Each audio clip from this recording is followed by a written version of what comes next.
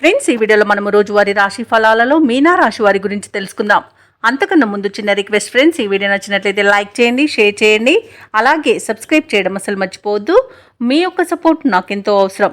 ఇక మీనా రాశి వారికి ఈరోజు చూసుకున్నట్లయితే చాలా కాలంగా వేధిస్తున్న స్థిరాస్తి వివాదాల నుండి బయటపడతారు.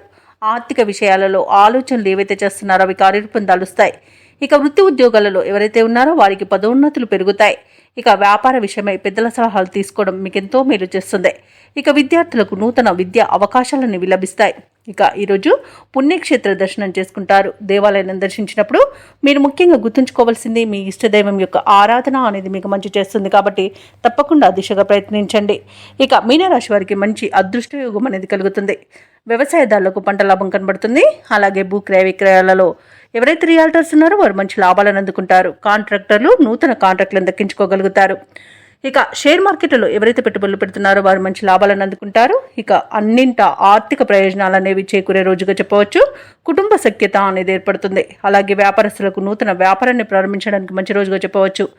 ఇక వివాహ ప్రయత్నం చేస్తున్న వారికి వివాహం నిశ్చయమవుతుంది. అలాగే బంధుమిత్రులతో ఈరోజు విందు వినోదాది కార్యక్రమాల్లో పాల్గొంటారు.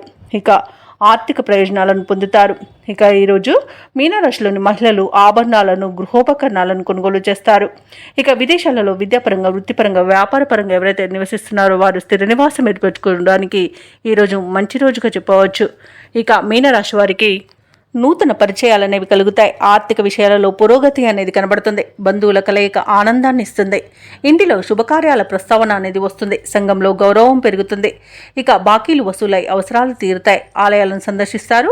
దేవాలయాలను సందర్శించినప్పుడు మీరు ముఖ్యంగా గుర్తుంచుకోవాల్సింది మీ ఇష్టదైవం యొక్క ఆరాధన అనేది మీకు మంచి చేస్తుంది. కాబట్టి తప్పకుండా దిశగా ప్రయత్నించండి.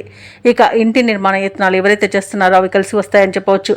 ఇక వ్యాపార వాణిజ్యవేత్తలు ఎవరైతే ఉన్నారో వారు మంచి లాభాలను అందుకుంటారు. ప్రభుత్వ ఉద్యోగస్తులు ఎవరైతే ఉన్నారో వారికి విధులు ప్రశాంతంగా సాగుతాయి.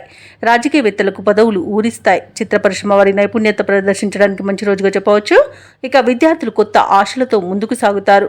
మహిళలకు శుభవార్తలు అనేవి అందుతాయి. ఇక ఈరోజు మీనరాశి వారికి అదృష్ట రంగు ఆకుపచ్చ, ప్రతికూలమైన రంగు గులాబీ, అదృష్ట సంఖ్య 9.